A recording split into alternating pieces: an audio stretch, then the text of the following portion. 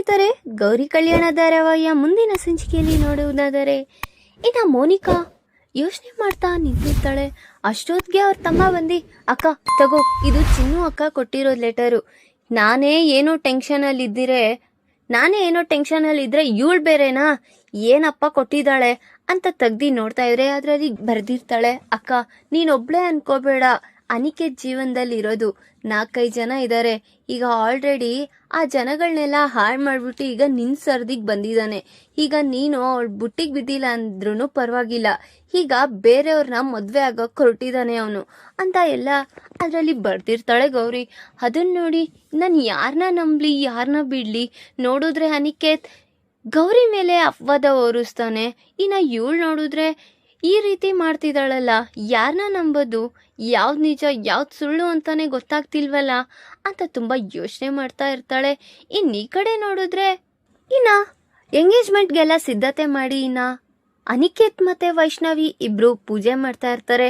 ಅಷ್ಟೊತ್ತಿಗೆ ಚಂಚಲ ಅವ್ರ ಮಗಳು, ಅಮ್ಮ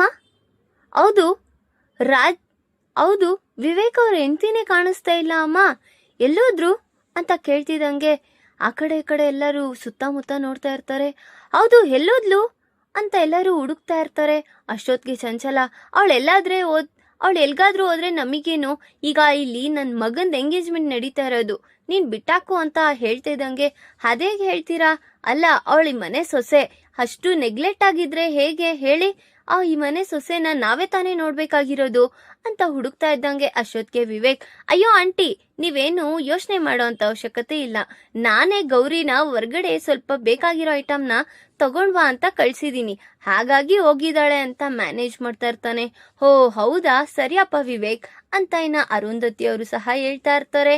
ಈ ಕಡೆ ನೋಡಿದ್ರೆ ಅನಿಕೇತ್, ಏನು ವಿವೇಕ್ಗೆ ಗೊತ್ತಿಲ್ವಾ ಗೌರಿ ಎಲ್ಲೋಗಿದ್ದಾಳೆ ಅನ್ನೋ ವಿಚಾರ, ಏನಪ್ಪ ಮಾಡೋದು ಅಂತ ಯೋಚನೆ ಮಾಡ್ತಾ ಇರ್ತಾನೆ.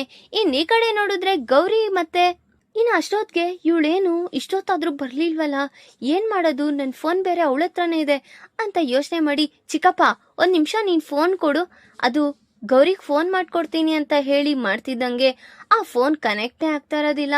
ಆದ್ರೂ ಯಾವುದೋ ಒಂದು ಟೈಮಲ್ಲಿ ಒಂದು ಕನೆಕ್ಟ್ ಆಗುತ್ತೆ. ಅಷ್ಟೊತ್ತಿಗೆ ಕಾಲ್ ಬರ್ತಾ ಇರೋದನ್ನ ನೋಡಿ ಇನ್ನೇನು ಅವಳು ಎತ್ತೋಣ ಅಂತ ಅಷ್ಟೊತ್ತಲ್ಲಿ ಹೋಗ್ತಾ ಇರ್ತಾಳೆ.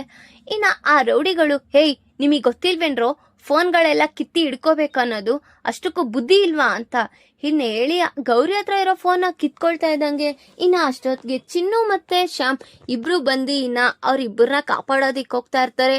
ನೋಡಿದ್ರೆ ಆ ರೌಡಿಗಳು ಮತ್ತೆ ಚಿನ್ನು ಮೇಲೆನೆ ದಾಳಿ ಮಾಡಕ್ ಹೋಗ್ತಾ ಇದ್ದಂಗೆ ಶ್ಯಾಮ್ ಸಹ ಹಿಂಜರಿದಿರ ಅವ್ರನ್ನೆಲ್ಲ ಹೊಡೆದಾಕಿ ಅವ್ರಿಬ್ಬರನ್ನ ಬಿಡುಗಡೆ ಮಾಡಿಸ್ಕೊಂಡು ಹೊರಗಡೆ ಬರ್ತಾ ಇರ್ತಾರೆ. ಈ ಕಡೆ ಹೊರಗಡೆ ಬರ್ತಾ ಇರ್ತಾರೆ. ಧಾರಾವಾಹಿಯ ಪ್ರತಿಯೊಂದು ಸಂಚಿಕೆ ತಪ್ಪದೆ ನೋಡಬೇಕಾದರೆ ನಮ್ಮ ಜ್ಯೋತಿರ್ಭವ ಚಾನೆಲ್ನ ಈಗಲೇ ಸಬ್ಸ್ಕ್ರೈಬ್ ಮಾಡ್ಕೊಳ್ಳಿ, ಹಾಗೆ ಪಕ್ಕದಲ್ಲಿರುವ ಬೆಲ್ ಬಟನ್ ಅನ್ನು ಪ್ರೆಸ್ ಮಾಡಿ ಅದರಲ್ಲಿ ಆಲ್ ಆಪ್ಷನ್ ಸೆಲೆಕ್ಟ್ ಮಾಡ್ಕೊಳ್ಳಿ. ಇದರಿಂದ ನಾವು ರಿಲೀಸ್ ಮಾಡುವಂತಹ ಸಂಚಿಕೆ ಅಪ್ಡೇಟ್ ನೋಟಿಫಿಕೇಶನ್ ಸಿಗುತ್ತೆ. ಈ ಕಡೆ ನೋಡಿದ್ರೆ ಮೋನಿಕಾ ಅವ್ರ ಮನೆಗೆ ಅರುಣ್ ಮತ್ತೆ ಅವ್ರ ಅಪ್ಪ ಅಮ್ಮ ಎಲ್ಲರೂ ಸಹ ಬರ್ತಾ ಇರ್ತಾರೆ. ಮೋನಿಕನ್ ನೋಡ್ಕೊಳ್ಳೋಕೆ ಅಂತ ನಮಸ್ಕಾರ ಮಾಡಿ ಅವರು ಕುತ್ಕೊಂಡಿರ್ತಾರೆ. ಇನ್ನೇನ್ ಮೋನಿಕನ್ ಕರೀರಿ ಅಂತ ಹೇಳ್ತಿದಂಗೆ ಸರಿ ಅಂತ ಹೊರಡ್ತಾ ಇರ್ತಾರೆ ಕರ್ಕೊಂಬರೋದಿಕ್ಕೆ. ಈ ಕಡೆ ನೋಡಿದ್ರೆ ರೌಡಿಗಳನ್ನೆಲ್ಲ ಹೊಡೆದಾಕಿ, ಅಷ್ಟಕ್ಕೂ ನಮ್ನ ಪ್ಲಾನ್ ಮಾಡಿ ಕಿಡ್ನಾಪ್ ಮಾಡ್ಸಿರೋದ್ ಯಾರು ಹೇಳ್ರಿ ಅಂತ ಗೌರಿ ಕೇಳ್ತಿದಂಗೆ, ಯಾರು ಇಲ್ಲ ಮೇಡಮ್, ಅದು ಅನಿಕೇತ್ ಅವರೇ ಮಾಡ್ಸಿರೋದು ಅಂತ ಹೇಳ್ತಾ ಇದ್ದಿದ್ ವಿಚಾರ ನೋಡಿ ಅವ್ರಿಗೂ ಸಹ ತುಂಬಾ ಶಾಕ್ ಆಗಿರುತ್ತೆ. ಸರಿ ಅಂತ ಶ್ರುತಿ ಮತ್ತೆ ಗೌರಿ ಇಬ್ರು ಅವ್ರಿಗೆ ಗೊತ್ತಿರೋ ಒಂದು ಹೋಟೆಲ್ಗೆ ಹೋಗ್ತಾ ಇರ್ತಾರೆ. ನೋಡಿದ್ರೆ ಇದೆ ಮೇಡಮ್, ಈ ಹೋಟೆಲ್ಗೆನೆ ನಾವು ಬಂದಿದ್ದು ಅಂತ ಶ್ರುತಿ ಹೇಳ್ತಾ ಇರ್ತಾರೆ. ಹೌದು, ನಮ್ಮ ಅಕ್ಕನೂ ಇದೇ ಹೋಟೆಲಲ್ಲೇ ಅಲ್ವಾ ಇದ್ದಿದ್ದು ಅಂತ ಯೋಚನೆ ಮಾಡಿ ಅವಳು ಮಾಸ್ಕ್ ಎಲ್ಲ ಹಾಕೊಂಡು ಯಾರಿಗೂ ಗೊತ್ತಾಗ್ದೇ ಇರಂಗೆ ಹೊರಟಿರ್ತಾರೆ ಇಬ್ರು. ಆಗ, ಹೋ ಮೇಡಮ್ ನೀವಾ? ಹೋ ಅನಿಕೇತ್ ಅವ್ರಿಗೆ ಹೇಳಿ ಕಳ್ಸಿರೋ ಹುಡುಗಿ ಅಲ್ವಾ ನೀವು? ಹಾ, ನಿಮ್ಗೋಸ್ಕರ ಒಂದು ರೂಮ್ ಸ್ಪೆಷಲ್ ಆಗಿ ರೆಡಿ ಆಗಿದೆ, ಹೋಗ್ಬೋದು ಅಂತ ಹೇಳ್ತಿದಂಗೆ, ಹೋ ಇದೇ ಕೆಲ್ಸನಾ ನೀವು ಮಾಡ್ತಾ ಇರೋದು?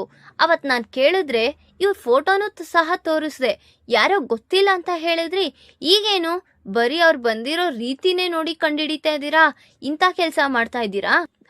ಮ್ಯಾನೇಜರ್ಗೆ ಕೆನ್ನೆಗೆ ಬಾರಿಸ್ತಾಳೆ. ಆಗ, ತಪ್ಪಾಯ್ತು ಮೇಡಮ್, ಅವತ್ತೇ ನಾನು ಹೇಳಬೇಕಾಗಿತ್ತು, ಹೇಳಿರ್ಲಿಲ್ಲ, ಅದು ಅನಿಕೇತ್ ಅವರೇ ಹೇಳ್ಬೇಡ ಅಂತ ಹೇಳಿದ್ರು, ಅದಕ್ಕೆ ನಾನು ಹೇಳಿಲ್ಲ ಅಂತ ಹೇಳ್ತಾ ಇರ್ತಾರೆ. ಸರಿ, ನನಗೆ 5ನೇ ತಾರೀಕ್ದು CCTV ಕ್ಯಾಮ್ರಾ ಬೇಕು, ನಾನು ನೋಡ್ಲೇಬೇಕು ಅಂತ ಗೌರಿ ಕೇಳ್ತಾ ಇರ್ತಾಳೆ. ಅಷ್ಟೊತ್ತಿಗೆ ಇಲ್ಲ ಮೇಡಮ್, ಅದು ಅನಿಕೇತ್ ಸರ್ ಅದನ್ನೆಲ್ಲ ಡಿಲೀಟ್ ಮಾಡಿಸ್ಬಿಟ್ಟಿದ್ದಾರೆ ಅಂತ ಹೇಳ್ತಿದ್ದಂಗೆ ಇನ್ನೂ ಸಹ ಗೌರಿಗೆ ಕೋಪ ಬರ್ತಾ ಇರುತ್ತೆ. ಈಗ ಏನ್ ಮಾಡೋದು ಅಂತ ಯೋಚನೆ ಮಾಡ್ತಾ ಇರ್ತಾಳೆ. ಇನ್ನು ಈ ಕಡೆ ನೋಡಿದ್ರೆ ಮೋನಿಕನ್ನ ಕರ್ಕೊ ಬರ್ತಾ ಇದ್ದಂಗೆ ಸೀದಾ ಅರುಣ್ ಸಹ ನೋಡ್ತಾ ಇರ್ತಾನೆ ಮೋನಿಕಾ ಬರೋದನ್ನ. ಇನ್ನೇನು ಬರ್ತಾ ಇದ್ದಂಗೆ ಅಲ್ಲೇ ತಲೆ ಸುತ್ತಿ ಬಿದ್ದೋಗ್ಬಿಡ್ತಾಳೆ. ಆಗ ಅಯ್ಯೋ ಏನಾಯ್ತು ಮೋನಿಕಾ, ಏನಾಯ್ತೆ ಅವಳಿಗೆ ಅಂತ ಅವ್ರಪ್ಪ ಎಲ್ಲ ಕೇಳ್ತಾ ಇರ್ತಾರೆ. ಆಗ ಇರ್ರಿ ನೋಡ್ತಾ ಇದೀವಲ್ಲ ಅಂತ ಹೇಳ್ತಿದಂಗೆ ಅಯ್ಯೋ ನಾನೇ ಡಾಕ್ಟರ್ ಇದ್ದೀನಲ್ಲ, ನಾನೇ ನೋಡ್ತೀನಿ ಅಂತ ಅರುಣ್ ಅವಳ ಕೈನ ಮುಟ್ ನೋಡ್ತಾ ಇರ್ತಾನೆ. ಆಗ ನೋಡಿದ ತಕ್ಷಣ ಅಪ್ಪ ಅಮ್ಮ ಈ ಮದ್ವೆ ಆಗಲ್ಲ, ನಡೀರಿ ಹೊರಟೋಣ ಅಂತ ಹೇಳ್ತೇನೆ.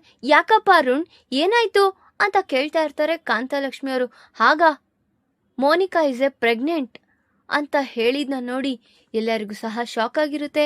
ಈಗ ನಿಜವಾಗ್ಲೂ ಈ ಕತೆ ರೋಮಾಂಚನವಾಗಿ ಸಾಗ್ತಾ ಇದೆ.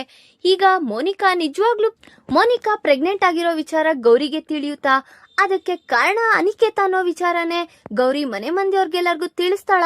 ಮತ್ತೆ ಅಲ್ಲಿ ಏನಾದ್ರೂ ಗೌರಿಗೂ ಮತ್ತೆ ಮನೆ ಮಂದಿಯವ್ರಿಗೆಲ್ಲರಿಗೂ ಜಗಳಗಳು ಹುಟ್ಟುತ್ತಾ ವಿವೇಕ್ಗೂ ಸಹ ಆ ನಿಜ ಬಯಲಾಗುತ್ತಾ ನನ್ನ ಮುಂದಿನ ಭಾಗದಲ್ಲಿ ತಿಳಿಸ್ಕೊಡ್ತೀನಿ. ಈ ವಿಡಿಯೋ ಇಷ್ಟ ಆದರೆ ಲೈಕ್ ಮಾಡಿ, ನಿಮ್ಮ ಫ್ರೆಂಡ್ಸ್ ಹಾಗೆ ನಿಮ್ಮ ರಿಲೇಟಿವ್ಸ್ಗೂ ಶೇರ್ ಮಾಡಿ ಅಂಡ್ ಕಮೆಂಟ್ ಮಾಡಿ. Thanks for watching.